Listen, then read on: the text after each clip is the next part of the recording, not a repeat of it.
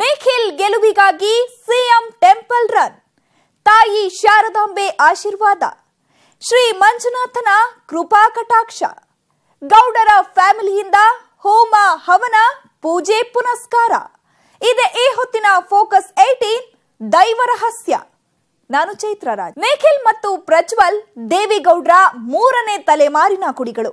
ಇವರ ರಾಜಕೀಯ ಭವಿಷ್ಯ ಉಜ್ವಲವಾಗಿರಲಿ, ಚುನಾವಣೆಯಲ್ಲಿ ಭರ್ಜರಿ ಗೆಲುವು ಸಿಗಲಿ ಅಂತ ಗೌಡ್ರ ಕುಟುಂಬ ದೇವರ ಮೊರೆ ಹೋಗಿದೆ. ಅದರಲ್ಲೂ ಶೃಂಗೇರಿ ಶಾರದಾಂಬೆ ಮತ್ತು ಧರ್ಮಸ್ಥಳದ ಮಂಜುನಾಥನಿಗೆ ವಿಶೇಷ ಪೂಜೆಗಳನ್ನ ನೆರವೇರಿಸುತ್ತದೆ. ಹಾಗಾದ್ರೆ ಶಾರದಾಂಬೆ ಮತ್ತು ಮಂಜುನಾಥನನ್ನೇ ಗೌಡ್ರ ಫ್ಯಾಮಿಲಿ ನೆಚ್ಚಿಕೊಂಡಿರೋದು ಯಾಕೆ? ಹೋಮ ಹವನ ಮಾಡಿಸಿದ್ರೆ ಚುನಾವಣೆಯಲ್ಲಿ ಒಲಿಯುತ್ತಾ ಗೆಲುವು? ದೊಡ್ಡ ಗೌಡ್ರು ನಂಬಿರೋ ಆ ದೈವ ರಹಸ್ಯವಾದ್ರೂ ಏನು? ತೋರಿಸ್ತೀವಿ ನೋಡಿ. ನಿಖಿಲ್ ಪ್ರಜ್ವಲ್ಗೆ ಸಾಲು ಸಾಲು ಸಂಕಷ್ಟ.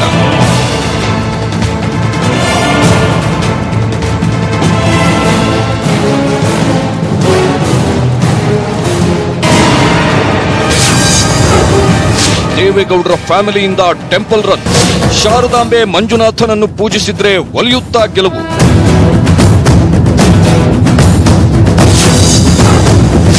ದೇವರ ಅನುಗ್ರಹದಿಂದ ಸಿಎಂ ಆದ್ರ ಎಚ್ಡಿಕೆ. ನನಗೆ ದೇವರ ಮೇಲೆ ನಂಬಿಕೆ ಇರೋದು, ದೇವರು ಕೊಟ್ಟಂತ ಅಧಿಕಾರ ಅಂತ ಹೇಳಿದ್ದೇನೆ. ಇಡೀ ಇಂಡಿಯಾದ ಪಾಲಿಟಿಕ್ಸೇ ಒಂದು ಥರ ಇದ್ರೆ ಮಂಡ್ಯದ ಪಾಲಿಟಿಕ್ಸ್ ಡಿಫರೆಂಟ್ ಆಗಿರುತ್ತೆ. ಈ ಸಲದ ಲೋಕಸಭಾ ಚುನಾವಣೆಯಲ್ಲೂ ಮಂಡ್ಯದ ಪಾಲಿಟಿಕ್ಸ್ ರಣರಂಗೆ ಇರ್ತಾ ಇದೆ. ಯಾಕಂದ್ರೆ ಈ ಕ್ಷೇತ್ರದಲ್ಲಿ ಸಿಎಂ ಪುತ್ರ ನಿಖಿಲ್ ಕುಮಾರಸ್ವಾಮಿ ಮತ್ತು ದಿವಂಗತ ರೆಬಲ್ ಸ್ಟಾರ್ ಅಂಬರೀಶ್ ಪತ್ನಿ ಸುಮಲತಾ ಅವರ ನಡುವೆ ಜಿದ್ದಿನ ಫೈಟ್ ಏರ್ಪಟ್ಟಿದೆ. ಹೀಗಾಗಿ ಮಂಡ್ಯ ಮಹಾಯುದ್ಧದಲ್ಲಿ ಗೆಲ್ಲೋದು ಯಾರು, ಸೋಲೋದ್ಯಾರು ಅನ್ನೋ ಕುತೂಹಲ ಗರಿಗೆದರಿದೆ. ಮಂಡ್ಯ ಜೆಡಿಎಸ್ನ ಭದ್ರಕೋಟೆ. ಇಲ್ಲಿ 7 ಎಂಎಲ್ಎಗಳು, 3 ಎಂಎಲ್ಸಿಗಳು ಜೆಡಿಎಸ್ನವರೇ. ನಿಖಿಲ್ ಸಿಎಂ ಕುಮಾರಸ್ವಾಮಿ ಪುತ್ರರಾಗಿರೋದ್ರಿಂದ ನಿಖಿಲ್ಗೆ ಆನೆ ಬಲ ಬಂದಂತಾಗಿದೆ. ಆದ್ರೆ ಸುಮಲತಾ ಅವರಿಗಿರೋ ಬಲ ನೋಡಿದ್ರೆ ನಿಖಿಲ್ ಬಲ ಕಡಿಮೆ ಅಂತೆನಿಸುತ್ತೆ. ಯಾಕಂದ್ರೆ ಚುನಾವಣೆಯಲ್ಲಿ ಹಣ ಬಲ, ತೋಳ್ಬಲಕ್ಕಿಂತ ಅನುಕಂಪದ ಬಲ ಹೆಚ್ಚು ವರ್ಕೌಟ್ ಆಗುತ್ತೆ. ಅಂಬಿ ಸಾವಿನ ಅನುಕಂಪದ ಅಲೆ ಸುಮಲತಾರ ಮೇಲಿದೆ. ಜೊತೆಗೆ ಸ್ಥಳೀಯ ಕಾಂಗ್ರೆಸ್ಸಿಗರ ಸಪೋರ್ಟ್, ಬಿಜೆಪಿಯ ಬಾಹ್ಯ ಬೆಂಬಲ ಕೂಡ ಸುಮಲತಾರಿಗೆ ಸಿಗೋ ಸಾಧ್ಯತೆ ಇದೆ. ಇದೆಲ್ಲವನ್ನೂ ನೋಡಿದ್ರೆ ಸುಮಲತಾ ನಿಖಿಲ್ಗಿಂತ ಒಂದು ತೂಕ ಜಾಸ್ತಿ ಅಂತಾನೆ ಹೇಳಬಹುದು. ಇದ್ರ ಜೊತೆಗೆ ಭಾನುವಾರ ಸುಮಲತಾ ಅವರು ಚುನಾವಣಾ ಗೆಲುವಿಗಾಗಿ ಮೇಲುಕೋಟೆ ಚೆಲುವನಾರಾಯಣ ಸ್ವಾಮಿಗೆ ವಿಶೇಷ ಪೂಜೆ ನೆರವೇರಿಸಿದ್ದಾರೆ. ಇದೇ ಕಾರಣಕ್ಕೆ ದಳಪತಿಗಳು ದಂಗಾಗಿ ಹೋಗಿರೋದು. ಚುನಾವಣಾ ಗೆಲುವು ಮತ್ತು ಅಧಿಕಾರ ಸಿದ್ಧಿಗೆ ದೇವರ ಅನುಗ್ರಹವೇ ಕಾರಣ ಅಂತ ನಂಬಿರೋ ಗೌಡ್ರ ಕುಟುಂಬ ಇದೀಗ ದೇವಾಲಯಗಳ ಮೊರೆ ಹೋಗುತ್ತೆ. ದೇವೇಗೌಡರ ಕುಟುಂಬ ಪ್ರತಿಯೊಂದು ವಿಚಾರದಲ್ಲೂ ದೇವರನ್ನು ಬಲವಾಗಿ ನಂಬುತ್ತೆ. ಏನೇ ಕೆಲಸ ಮಾಡಬೇಕು ಅಂದ್ರೂ ಜ್ಯೋತಿಷ್ಯವನ್ನು ಕೇಳುತ್ತೆ. ಯಾಕಂದ್ರೆ ದೇವರು ಅಂದ್ರೇನೆ ಪವರ್, ದೇವರು ಅಂದ್ರೇನೆ ವಿಶೇಷ ಶಕ್ತಿ, ದೇವರೇ ಅಲ್ಟಿಮೇಟ್. ದೇವರ ಮುಂದೆ ಎಲ್ಲವೂ ಗೌಣ್ಯ ಅನ್ನೋದು ದೇವೇಗೌಡರ ನಂಬಿಕೆ. ಅದರಲ್ಲೂ ಒಂದು ಚುನಾವಣೆಯನ್ನು ಎದುರಿಸಬೇಕಾದ್ರೆ ದೇವರ ಆಶೀರ್ವಾದ ಇರಲೇಬೇಕು ಅಂತ ಹೇಳಲಾಗುತ್ತೆ. ಹೀಗಾಗಿ ತಮ್ಮ ಮೊಮ್ಮಕ್ಕಳು ರಾಜಕೀಯ ರಂಗ ಪ್ರವೇಶ ಮಾಡೋಕ್ಕೂ ಮುನ್ನ ದೇವೇಗೌಡರು ಅವರ ಜಾತಕಗಳನ್ನು ಹಲವು ಜ್ಯೋತಿಷಿಗಳ ಹತ್ರ ತೋರಿಸಲು ಹೇಳಿದ್ರು ಅಂತ ಹೇಳಲಾಗುತ್ತೆ. ಜ್ಯೋತಿಷಿಗಳ ಸೂಚನೆ ಮೇರೆಗೆ ಸಿಎಂ ಕುಮಾರಸ್ವಾಮಿ ದಂಪತಿ ಬೆಂಗಳೂರಿನ ಜೆಪಿ ನಗರದ ತಮ್ಮ ನಿವಾಸದಲ್ಲಿ ಭಾನುವಾರ ವಿಶೇಷ ಪೂಜೆ ನೆರವೇರಿಸಿದ್ದಾರೆ.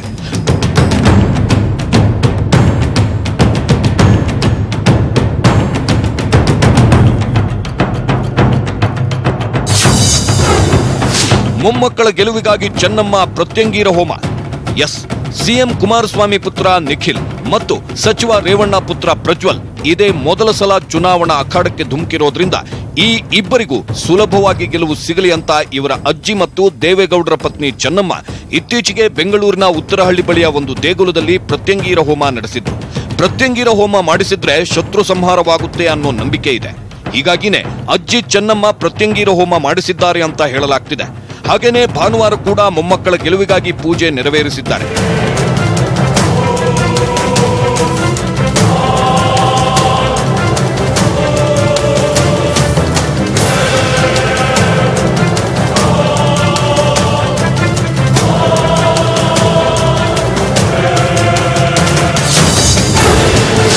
ಸೋಮವಾರ ಶೃಂಗೇರಿಯಲ್ಲಿ ನಾಮಪತ್ರ ಪೂಜೆ. ಮಂಡ್ಯ ಅಖಾಡದಲ್ಲಿ ನಿಖಿಲ್ಗೆ ಸುಲಭವಾಗಿ ಗೆಲುವು ಒಲಿದು ಬರಬೇಕು ಅಂತ ಹೇಳಿ ಎಚ್ಡಿಕೆ ದಂಪತಿ ಸೋಮವಾರ ಶೃಂಗೇರಿ ಶಾರದಾಂಬೆಗೆ ವಿಶೇಷ ಪೂಜೆ ಸಲ್ಲಿಸಲಿದೆ. ಈ ವೇಳೆ ನಿಖಿಲ್ ನಾಮಪತ್ರಕ್ಕೂ ಪೂಜೆ ನೆರವೇರಿಸಲಿದ್ದಾರೆ. ಆನಂತರ ನಿಖಿಲ್ ಕುಮಾರಸ್ವಾಮಿ ಧರ್ಮಸ್ಥಳಕ್ಕೆ ತೆರಳಿ ಮಂಜುನಾಥನಿಗೆ ನಮಿಸಿ ಹರಕೆ ಹೊತ್ತುಕೊಳ್ಳಲಿದ್ದಾರೆ ಅಂತ ಹೇಳಲಾಗುತ್ತದೆ. ಎಚ್ಡಿಕೆ ಸಿಎಂ ಆಗಿದ್ದು ದೇವರ ಅನುಗ್ರಹದಿಂದ. ದೇವೇಗೌಡರ ಕುಟುಂಬ 1965ರಿಂದ ಶಾರದಾಂಬೆಯನ್ನು ಮನೆದೇವರೆಂದೇ ಭಾವಿಸಿದೆ. ಯಾವುದೇ ಕೆಲಸಕ್ಕೂ ಮುನ್ನ ಇಷ್ಟ ದೈವಕ್ಕೆ ಹರಕೆ ಕಟ್ಟಿ ಪೂಜೆ ಸಲ್ಲಿಸದೆ ಒಂದು ಹೆಜ್ಜೆ ಮುಂದಿಡಲ್ಲ. ನಿಜ ಹೇಳಬೇಕು ಅಂದ್ರೆ ಕುಮಾರಸ್ವಾಮಿ ಸಿಎಂ ಆಗಿದ್ದು ಇಂಥದ್ದೇ ಅತಿರುದ್ರ ಮಹಾಯಾಗದಿಂದ ಅಂತ ಹೇಳಲಾಗುತ್ತೆ. ಈ ಬಗ್ಗೆ ಸಿಎಂ ಕುಮಾರಸ್ವಾಮಿಯೇ ಈ ಹಿಂದೆ ಒಪ್ಪಿಕೊಂಡಿದ್ರು.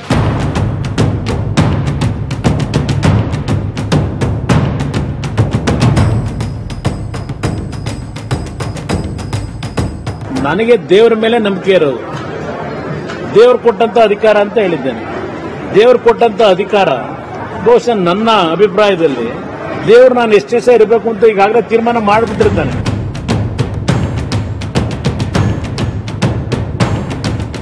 ಎಸ್, ಕಳೆದ ವಿಧಾನಸಭಾ ಚುನಾವಣೆಯಲ್ಲಿ ಮತ ಹಾಕುವಾಗ ಜನರು ಜೆಡಿಎಸ್ ಪಕ್ಷವನ್ನು ಮರೆತು ಹೋಗಿದ್ರು. ದೇವರ ಅನುಗ್ರಹದಿಂದ ನಾನು ರಾಜ್ಯದ ಮುಖ್ಯಮಂತ್ರಿಯಾಗಿದ್ದೇನೆಂದು ಸಿಎಂ ಎಚ್ಡಿ ಕುಮಾರಸ್ವಾಮಿ ಅವರು ಹೇಳಿಕೊಂಡಿದ್ರು.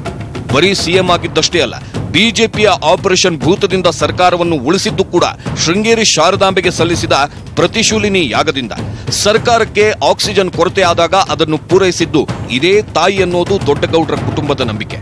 ಹಾಗಾಗಿ ಮೋದಿ ಮೇನಿಯಾದಲ್ಲೂ ತೆರೆಮರೆಯಲ್ಲಿ ಕಾಂಗ್ರೆಸ್ಸಿನ ಮನನೋಯಿಸಿ ಮೊಮ್ಮಕ್ಕಳನ್ನು ಅಖಾಡಕ್ಕಿಳಿಸಿರೋ ದೊಡ್ಡಗೌಡರು ಶಾರದಾಂಬೆಗೆ ಇದೊಂದು ಹರಕೆ ತೀರಿಸೇ ತಾಯೇ ಅಂತ ಕೈ ಮುಗಿದಿದ್ದಾರೆ. ಮಗನ ಗೆಲುವಿಗಾಗಿ ಅನಿತಾ ಟೆಂಪಲ್ ರನ್. ಆಂಜನೇಯ ಸ್ವಾಮಿಗೆ ₹1.25 ಹರಕೆ. ಮಂಡ್ಯ ಕ್ಷೇತ್ರದಿಂದ ಜೆಡಿಎಸ್ ಅಭ್ಯರ್ಥಿಯಾಗಿ ಕಣಕ್ಕೆ ಇಳಿದಿರೋ ಮಗ ನಿಖಿಲ್ ಗೆಲುವಿಗಾಗಿ ಅನಿತಾ ಕುಮಾರಸ್ವಾಮಿ ಮದ್ದೂರು ಪಟ್ಟಣದ ಹೊಳೆ ಆಂಜನೇಯ ಸ್ವಾಮಿಗೆ ₹1.25 ಹರಕೆ ಹೊತ್ತಿದ್ದಾರೆ. ಕಳೆದ 3 ವಾರಗಳ ಹಿಂದಿನಿಂದ ಪ್ರತಿ ಮಂಗಳವಾರ ಈ ದೇಗುಲಕ್ಕೆ ಭೇಟಿ ನೀಡಿ ಆಂಜನೇಯನಿಗೆ ವಿಶೇಷ ಪೂಜೆ ಸಲ್ಲಿಸುತ್ತಿದ್ದಾರೆ. ಹೀಗೆ ಸತತ 5 ಮಂಗಳವಾರ ದೇಗುಲಕ್ಕೆ ಬಂದು ದೇವರಿಗೆ ಪೂಜೆ ಸಲ್ಲಿಸಿದ್ರೆ ಇಷ್ಟಾರ್ಥ ಸಿದ್ಧಿಸುತ್ತೆ ಅನ್ನೋ ನಂಬಿಕೆ ಅನಿತಾ ಕುಮಾರಸ್ವಾಮಿ ಅವರದ್ದಾಗಿದೆ.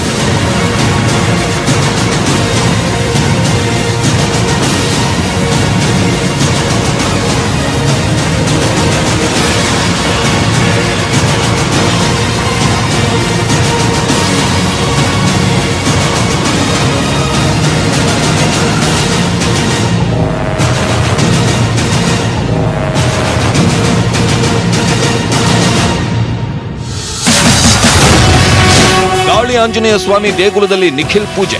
ತಮಗೆ ಪ್ರತಿಸ್ಪರ್ಧಿಯಾಗಿರೋ ಸುಮಲತಾರ ವಿರುದ್ಧ ಗೆಲ್ಲಲೇಬೇಕು ಅಂತ ಪಣ ತೊಟ್ಟಿರೋ ನಿಖಿಲ್ ಕೂಡ ಟೆಂಪಲ್ ರನ್ ಶುರು ಮಾಡಿದ್ದಾರೆ. ಕಳೆದ ಬುಧವಾರ ಬೆಂಗಳೂರಿನ ಗಾಳಿ ಆಂಜನೇಯ ಸ್ವಾಮಿ ದೇಗುಲಕ್ಕೆ ಭೇಟಿ ನೀಡಿದ್ದ ನಿಖಿಲ್ ವಿಶೇಷ ಪೂಜೆ ಮಾಡಿಸಿದರು.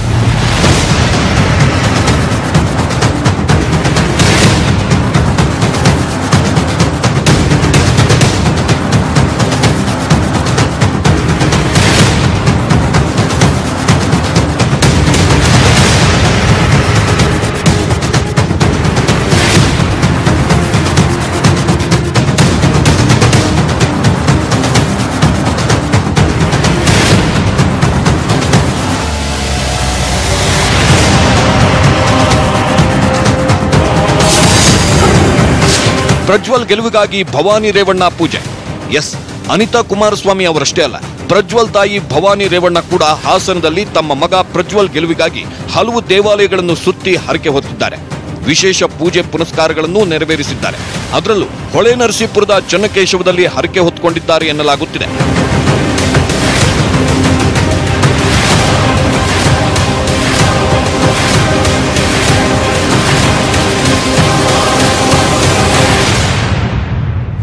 ದೇವೇಗೌಡರ ಕುಟುಂಬ ಮತ್ತು ಸಿಎಂ ಕುಮಾರಸ್ವಾಮಿ ಅತಿಯಾಗಿ ನಂಬೋ ದೇವರುಗಳಲ್ಲಿ ಧರ್ಮಸ್ಥಳದ ಮಂಜುನಾಥನು ಒಬ್ಬ. ಹಾಗಾದ್ರೆ ಕುಮಾರಸ್ವಾಮಿ ಧರ್ಮಸ್ಥಳದ ಮಂಜುನಾಥನನ್ನು ಅತಿಯಾಗಿ ನಂಬೋದು ಯಾಕೆ? ಕೇವಲ 37 ಸೀಟು ಗೆದ್ದ ಜೆಡಿಎಸ್ಗೆ ಸಿಎಂ ಹುದ್ದೆ ಒಲಿದಿದ್ದರ ಹಿಂದಿದೆಯಾ ದೈವ ರಹಸ್ಯ? ನಂತರ ನಿಖಿಲ್ ಧರ್ಮಸ್ಥಳದಲ್ಲಿ ನೆರವೇರಿಸುವ ಪೂಜೆಗಳು ಸಾಕಷ್ಟು ಕುತೂಹಲ ಕೆರಳಿಸ್ತಾ ಇವೆ. ಯಾಕಂದ್ರೆ ಕಳೆದ ವರ್ಷ ಅಂದ್ರೆ ವಿಧಾನಸಭಾ ಚುನಾವಣೆಗೂ ದೇವೇಗೌಡರು ಕುಮಾರಸ್ವಾಮಿ ಅವರಿಂದ ಶೃಂಗೇರಿಯಲ್ಲಿ 12 ದಿನಗಳ ಕಾಲ ಅತಿರುದ್ರ ಮಹಾಯಾಗ ಮಾಡಿಸಿದ್ರು. ಅತಿರುದ್ರ ಮಹಾಯಾಗಕ್ಕೆ ಬೇಡಿದ್ದನ್ನೆಲ್ಲ ಕೊಡುವ ಶಕ್ತಿ ಇದೆ ಅನ್ನೋ ನಂಬಿಕೆ ಇದೆ. ಆ ಯಾಗದ ನಂತರ ಧರ್ಮಸ್ಥಳಕ್ಕೆ ಹೋಗಿ ಶ್ರೀ ಮಂಜುನಾಥನಿಗೆ ಪೂಜೆ ಮಾಡುವಂತೆ ಕುಮಾರಸ್ವಾಮಿಗೆ ದೇವೇಗೌಡರು ಸೂಚಿಸಿದ್ರು. ದೊಡ್ಡಗೌಡರ ಮಾತಿನಂತೆ ನಡೆದುಕೊಂಡಿದ್ದರಿಂದಲೇ ಜೆಡಿಎಸ್ಗೆ ಕೇವಲ 37 ಸ್ಥಾನಗಳು ಬಂದ್ರು ಸಿಎಂ ಹುದ್ದೆ ಒಲಿದು ಬಂದಿದ್ದು ಅಂತ ಹೇಳಲಾಗುತ್ತೆ. ಇದೇ ಮಾತನ್ನ ದೇವೇಗೌಡರು ಕೆಲ ತಿಂಗಳ ಹಿಂದೆ ತುಮಕೂರಿನಲ್ಲಿ ಹೇಳಿದ್ರು. ಮುಖ್ಯಮಂತ್ರಿ ಆಗಬೇಕು ಅಂತ ಹೇಳಿ ನಮ್ಮ 78 ಸ್ಥಾನಗಳನ್ನು ಗೆದ್ದಿರತಕ್ಕಂಥ ರಾಷ್ಟ್ರೀಯ ಪಕ್ಷ ಬಂದು ನೀವೇ ಮುಖ್ಯಮಂತ್ರಿ ಆಗಬೇಕು ಅಂತ ಹೇಳಿ ಹೇಳುವ ಸನ್ನಿವೇಶನ ಒದಗಿಸಿಕೊಟ್ಟವನು. ನೀವೇನು ಮನಸ್ಸಲ್ಲಿ ಪ್ರಾರ್ಥನೆ ಮಾಡಿ ಕುಮಾರಣ್ಣ ಮುಖ್ಯಮಂತ್ರಿ ಆಗಬೇಕು ಅಂತ. ದೇವೇಗೌಡರ ಮಾತಿನಂತೆ ಕುಮಾರಸ್ವಾಮಿ ಟೆಂಪಲ್ ರನ್ ಮಾಡಿದ್ದರಿಂದಲೇ ಈಗ ಸಿಎಂ ಆಗಿದ್ದಾರೆ ಅಂತ ಹೇಳಲಾಗುತ್ತೆ. ಇದೇ ಕಾರಣಕ್ಕೆ ಇದೀಗ ಕುಮಾರಸ್ವಾಮಿ ಪುತ್ರ ನಿಖಿಲ್ ಕುಮಾರಸ್ವಾಮಿಯಿಂದಲೂ ಅವೇ ಪೂಜೆ ಪುನಸ್ಕಾರಗಳನ್ನು ನೆರವೇರಿಸಲಾಗುತ್ತಿದೆ. ಸೋಮವಾರ ಮೊದಲು ಶೃಂಗೇರಿ ಶಾರದಾಂಬೆಯ ಸನ್ನಿಧಾನದಲ್ಲಿ ನಿಖಿಲ್ ನಾಮಪತ್ರವನ್ನಿಟ್ಟು ಪೂಜೆ ಮಾಡಿಸಲಾಗುತ್ತೆ. ಆನಂತರ ಧರ್ಮಸ್ಥಳದ ಶ್ರೀ ಮಂಜುನಾಥನ ಸನ್ನಿಧಿಗೆ ಹೋಗಿ ನಿಖಿಲ್ ಮನದಿಚ್ಛೆಯನ್ನು ವ್ಯಕ್ತಪಡಿಸಲಿದ್ದಾರೆ ಅಂತ ಹೇಳಲಾಗುತ್ತಿದೆ.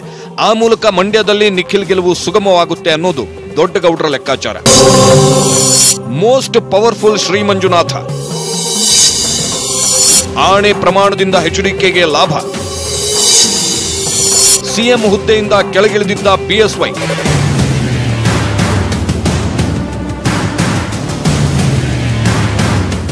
ಎಸ್, ಇದು 8 ವರ್ಷಗಳ ಹಿಂದಿನ ಘಟನೆ. ರಾಜ್ಯದ 16 ಜನ ಶಾಸಕರ ಅನರ್ಹತೆ ಪ್ರಕರಣಕ್ಕೆ ಸಂಬಂಧಿಸಿದಂತೆ ಅಂದಿನ ಸಿಎಂ ಬಿಎಸ್ ಯಡಿಯೂರಪ್ಪ ಹಾಗೂ ಕುಮಾರಸ್ವಾಮಿ ನಡುವೆ ಆಣೆ ಪ್ರಮಾಣದ ಜಟಾಪಟಿ ನಡೆದಿತ್ತು. 2011 ಜೂನ್ 18ರಂದು ಪತ್ರಿಕೆಯಲ್ಲಿ ಧರ್ಮಸ್ಥಳಕ್ಕೆ ಬಂದು ಆಣೆ ಪ್ರಮಾಣ ಮಾಡುವಂತೆ ಎಚ್ಡಿ ಕುಮಾರಸ್ವಾಮಿಗೆ ಸವಾಲು ಹಾಕಿದ್ರು.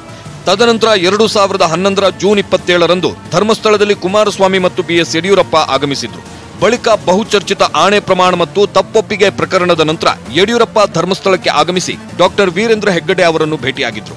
ಮಂಜುನಾಥ ಸ್ವಾಮಿ ದರ್ಶನ ಪಡೆದು ವಿಶೇಷ ಪೂಜೆ, ರುದ್ರಾಭಿಷೇಕ ಸೇವೆ ಸಲ್ಲಿಸಿದ್ರು. ಕಾಕತಾಳೀಯ ಎಂಬಂತೆ 1 ತಿಂಗಳ ಬಳಿಕ ಯಡಿಯೂರಪ್ಪ ಸಿಎಂ ಹುದ್ದೆಯಿಂದ ಕೆಳಗಿಳಿದ್ರು. ಅವತ್ತಿನಿಂದ ಎಚ್ಡಿಕೆ ಮತ್ತು ಗೌಡ್ರ ಕುಟುಂಬಕ್ಕೆ ಧರ್ಮಸ್ಥಳದ ಶ್ರೀ ಮಂಜುನಾಥನ ಮೇಲೆ ನಂಬಿಕೆ ಮತ್ತಷ್ಟು ಬಲಗೊಂಡಿತ್ತು ಅಂತ ಹೇಳಲಾಗುತ್ತೆ. ಈ ಹಿಂದೆ ರಾಜಕೀಯ ವಿಚಾರಕ್ಕೆ ಶ್ರೀ ಮಂಜುನಾಥನನ್ನು ಎಳೆದು ತಂದು ಅಪಚಾರ ಮಾಡಿದ್ವಿ ಅಂತ ಇತ್ತೀಚೆಗಷ್ಟೇ ಸಿಎಂ ಪಶ್ಚಾತ್ತಾಪ ಪಟ್ಟಿದ್ರು. ನಮ್ಮಿಂದಲೂ ಕೆಲವು ಅಪಚಾರಗಳಾಗಿದ್ದಾವೆ. ಹಿಂದೆ ರಾಜಕಾರಣದಲ್ಲಿ ನಡೆದಂತ ಕೆಲವು ಪ್ರಕ್ರಿಯೆಗಳಲ್ಲಿ ನಮ್ಮ ತಪ್ಪಿನಿಂದಲೋ ನಮಗೆ ಅರಿವಿಲ್ಲದೇನೋ ನಾವು ರಾಜಕಾರಣಿಗಳು ಧರ್ಮಸ್ಥಳದ ಮಂಜುನಾಥ ಸ್ವಾಮಿಯನ್ನ ಎಳೆದಂಥ ಒಂದು ಪ್ರಸಂಗ ಬಹುಶಃ ನಮ್ಮ ಜೀವನದಲ್ಲಿ ನಾವು ಯಾರೂ ಮರಿಲಿಕ್ಕಾಗದೇ ಇರತಕ್ಕಂಥ ಘಟನೆ ಅಂತಕ್ಕಂಥದ್ದನ್ನ ಇವತ್ತು ಸ್ಮರಿಸಿಕೊಳ್ಳಿಕ್ಕೆ ಬಯಸ್ತಾ ಇದ್ದೀವಿ. ದೇವೇಗೌಡರ ಕುಟುಂಬಕ್ಕೆ ಶಾರದಾಂಬೆ ಮತ್ತು ಶ್ರೀ ಮಂಜುನಾಥನ ಕೃಪಾ ಕಟಾಕ್ಷ ಇರೋದ್ರಿಂದಲೇ ಗೌಡ್ರು ಪ್ರಧಾನಿಯಾಗಿದ್ದು ಮತ್ತು ಕುಮಾರಸ್ವಾಮಿ ಸಿಎಂ ಆಗಿದ್ದು ಅನ್ನೋ ನಂಬಿಕೆಯು ಗೌಡ್ರ ಫ್ಯಾಮಿಲಿಯಲ್ಲಿದೆ. ಇನ್ನು ಗೌಡ್ರು ಈ 2 ದೇವರುಗಳ ಜೊತೆಗೆ ಅತಿಯಾಗಿ ಪೂಜಿಸಿ ಆರಾಧಿಸೋ ಮತ್ತೊಬ್ಬ ದೇವರು ಅಂದ್ರೆ ಅದು ಆದಿಚುಂಚನಗಿರಿಯ ಶ್ರೀ ಕಾಲಭೈರವೇಶ್ವರ ಸ್ವಾಮಿ. ಎಸ್, ಕಾಲಭೈರವೇಶ್ವರನಿಗೆ ಕುಟುಂಬ ತುಂಬಾ ಕಟ್ಟುನಿಟ್ಟಾಗಿ ನಡೆದುಕೊಳ್ಳುತ್ತೆ. ಇಲ್ಲಿ ಪ್ರತಿ ಅಮಾವಾಸ್ಯೆಯಂದು ವಿಶೇಷ ಪೂಜೆಗಳನ್ನು ಗೌಡ್ರ ಕುಟುಂಬದ ಯಾರಾದರೂ ಒಬ್ಬರು ನೆರವೇರಿಸುತ್ತಾರೆ. ದೈವ ಬಲದ ಜೊತೆಗೆ ಚುನಾವಣೆಯಲ್ಲಿ ತಂತ್ರಬಲವನ್ನು ಸರಿಯಾಗಿ ಬಳಸಿಕೊಳ್ತಾರೆ. ಆದ್ರೆ ಈ ಸಲ ಗೌಡ್ರ ಲೆಕ್ಕಾಚಾರಗಳೆಲ್ಲ ಉಲ್ಟಂಪಲ್ಟ ಆಗಿ ಹೋಗ್ತಾ ಇವೆ. ಯಾಕಂದ್ರೆ ಮಂಡ್ಯದಲ್ಲಿ ನಿಖಿಲ್ಗೆ ವಿರುದ್ಧವಾಗಿ ಅಖಾಡಕ್ಕಿಳಿಯುತ್ತಿರೋ ಸುಮಲತಾ ದೊಡ್ಡ ತಲೆನೋವಾಗಿ ಪರಿಣಮಿಸಿದ್ದಾರೆ. ಸದ್ಯ ಸುಮಲತಾ ಪಕ್ಷೇತರವಾಗಿ ನಿಲ್ತಾರಾ ಅಥವಾ ಬಿಜೆಪಿ ಸೇರ್ತಾರಾ ಅನ್ನೋ ಗೊಂದಲ ಮಾತ್ರ ಬಗೆಹರಿದಿಲ್ಲ. ಈ ಗೊಂದಲಕ್ಕೆ ಸೋಮವಾರ ಸುಮಲತಾ ತೆರೆ ಎಳೆಯಲಿದ್ದಾರೆ. ಇತ್ತ ಬಿಜೆಪಿ ತನ್ನ 28 ಕ್ಷೇತ್ರಗಳ ಅಭ್ಯರ್ಥಿಗಳ ಪಟ್ಟಿಯನ್ನು ಫೈನಲ್ ಮಾಡಿದೆ. ಬೆಂಗಳೂರು ಗ್ರಾಮಾಂತರದಲ್ಲಿ ಡಿಕೆ ಬ್ರದರ್ಸ್ಗೆ ಯೋಗೇಶ್ವರ್ ಚಾಲೆಂಜ್ ಪಕ್ಕಾ ಎನ್ನಲಾಗ್ತಿದೆ. ಬೆಂಗಳೂರು ಉತ್ತರಕ್ಕೆ 2 ಹೆಸರು ಪ್ರಸ್ತಾಪ ಆಗಿದೆ. ಡಿವಿಎಸ್ ಜೊತೆಗೆ ಎಚ್ಎಂ ಚಂದ್ರಶೇಖರ್ ಹೆಸರು ಕೂಡ ಇದೆ. ಬಳ್ಳಾರಿಗೆ ನಾಗೇಂದ್ರ ಸಹೋದರ ವೆಂಕಟೇಶ್ ಪ್ರಸಾದ್ ಹೆಸರಿದೆ. ಆದರೆ ಮಂಡ್ಯದಲ್ಲಿ ಸುಮಲತಾ ನಿರ್ಧಾರದ ನಂತರ ಅಂತಿಮ ತೀರ್ಮಾನಕ್ಕೆ ಬರಲು ಬಿಜೆಪಿ ನಿರ್ಧರಿಸಿದೆ. ಬಿಜೆಪಿ ಪಟ್ಟಿ ನೋಡಿ ದಳಪತಿಗಳ ನೆಮ್ಮದಿ ಕದಡಿದೆ ಅಂತ ಹೇಳಲಾಗುತ್ತಿದೆ. ಇನ್ನು ಹಾಸನದಲ್ಲಿ ಮೊಮ್ಮಗ ಪ್ರಜ್ವಲ್ ಗೆಲುವು ಸುಲಭ ಅಂತಾನೆ ಗೌಡ್ರು ಭಾವಿಸಿದ್ರು. ಆದ್ರೆ ದೋಸ್ತಿ ನಾಯಕರ ತೀರ್ಮಾನಕ್ಕೆ ಸೆಡ್ಡು ಹೊಡೆದಿರೋ ಕಾಂಗ್ರೆಸ್ನ ಮಾಜಿ ಸಚಿವ ಎ ಮಂಜು ರೆಬೆಲ್ ಆಗಿದ್ದಾರೆ. ಅಷ್ಟೇ ಅಲ್ಲ, ಬಿಜೆಪಿ ಸೇರಿ ಪ್ರಜ್ವಲ್ ವಿರುದ್ಧ ತೊಡೆತಟ್ಟೋದು ಬಹುತೇಕ ಕನ್ಫರ್ಮ್ ಆಗಿದೆ. ಹೀಗಾಗಿ 1999ರ ಚುನಾವಣೆ ಮರುಕಳಿಸುತ್ತೆ, ಗೌಡ್ರು ಸೋಲೋದು ಪಕ್ಕ, 9 ನಂಬರ್ ಗೌಡ್ರಿಗೆ ಅನ್ಲಕ್ಕಿ ಅಂತಿದ್ದಾರೆ ಎ ಮಂಜು. ಅಲ್ಲ, 9 ಅಂದ್ರೆ 89ರಲ್ಲಿ ಅವ್ರ ಕುಟುಂಬ ಸೋತಿತ್ತು, ಯಾರು ಗೆದ್ದಿರ್ಲಿಲ್ಲ. 99ರಲ್ಲೂ ಕೂಡ ಎಲ್ಲ ಸೋತಿದ್ರು. 99ರಲ್ಲಿ 4 ಬಿಜೆಪಿ ಗೆದ್ದಿದ್ದು, 4 ಕಾಂಗ್ರೆಸ್ ಗೆದ್ದಿದ್ದು, ದೇವೇಗೌಡರು ಕೂಡ ಪಾರ್ಲಿಮೆಂಟ್ ಅಲ್ಲಿ ಸೋತಿದ್ರು. ಇದು 2019 ಬಂದಿದೆ. ಸೊ 9 ಮರುಕಳಿಸ್ತದೆ. ಹಾಸನ ಜಿಲ್ಲೆನಲ್ಲಿ ಎಲ್ಲರೂ ಹೇಳ್ತಾರೆ ನಾವು ಜಿಲ್ಲಾ ಪಂಚಾಯತ್ ಮೆಂಬರ್ಗಳಿದ್ದೀವಿ, ಅದಿದ್ದೀವಿ, ಎಂಪಿಗಳಿದ್ದೀವಿ, MLAಗಳಿದ್ದೀವಿ, ಎಲ್ಲ ಇದ್ದೀವಿ ಅಂತೇಳಿ. ಯಾವುದೇ ಕಾರಣದಿಂದ ಅವ್ರು ಗೆಲ್ಲಕ್ಕೆ ಸಾಧ್ಯ ಇಲ್ಲ. ಇನ್ನು ನಿಗೂಢ ಗೌಡ್ರ ಅಖಾಡ. ಎಸ್, ಇದೆಲ್ಲದರ ಮಧ್ಯೆ ದೊಡ್ಡಗೌಡರು ತುಮಕೂರು ಕ್ಷೇತ್ರದಿಂದ ಸ್ಪರ್ಧಿಸ್ತಾರಾ ಅಥವಾ ಬೆಂಗಳೂರು ಉತ್ತರದಿಂದ ಸ್ಪರ್ಧಿಸ್ತಾರಾ ಅನ್ನೋ ಗೊಂದಲಕ್ಕೂ ಇನ್ನೂ ತೆರೆ ಬಿದ್ದಿಲ್ಲ. ಒಂದೊಮ್ಮೆ ಗೌಡರು ಬೆಂಗಳೂರು ಉತ್ತರದಿಂದ ಸ್ಪರ್ಧಿಸಿದ್ರೆ ವಿವಿಧ ಬೇಡಿಕೆಗಳಿಗೆ ಪಟ್ಟು ಹಿಡಿದಿರೋ ಸಿದ್ದರಾಮಯ್ಯ ಬೆಂಬಲಿಗ ಕೈ ಶಾಸಕರು ಗೌಡ್ರನ್ನ ಸೋಲಿಸುವ ಭೀತಿ ಎದುರಾಗಿದೆ. ಹೀಗಾಗಿ ತುಮಕೂರಿನತ್ತ ಗೌಡರು ಮುಖ ಮಾಡ್ತಾರಾ ಅಂತ ನೋಡಿದ್ರೆ ತುಮಕೂರನ್ನು ಜೆಡಿಎಸ್ನಿಂದ ವಾಪಸ್ ಪಡೆಯಲು ಪರಂ ಹೋರಾಟ ನಿಂತಿಲ್ಲ. ಹೀಗಾಗಿ ದೊಡ್ಡಗೌಡರು ಇಕ್ಕಟ್ಟಿಗೆ ಸಿಲುಕಿದ್ದಾರೆ. ಇದರಿಂದ ಪಾರಾಗೋಕೆ ದೇವರ ಮೊರೆ ಹೋಗಿದ್ದಾರೆ ದೊಡ್ಡಗೌಡರು ಅಂತ ಹೇಳಲಾಗುತ್ತಿದೆ.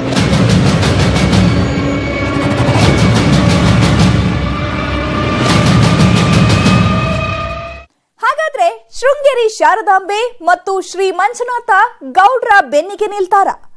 ಚುನಾವಣೆಯಲ್ಲಿ ಗೌಡ್ರ ಪೂಜಾ ಫಲ ವರ್ಕೌಟ್ ಆಗತ್ತಾ? ಕಾದು ನೋಡ್ಬೇಕಿದೆ.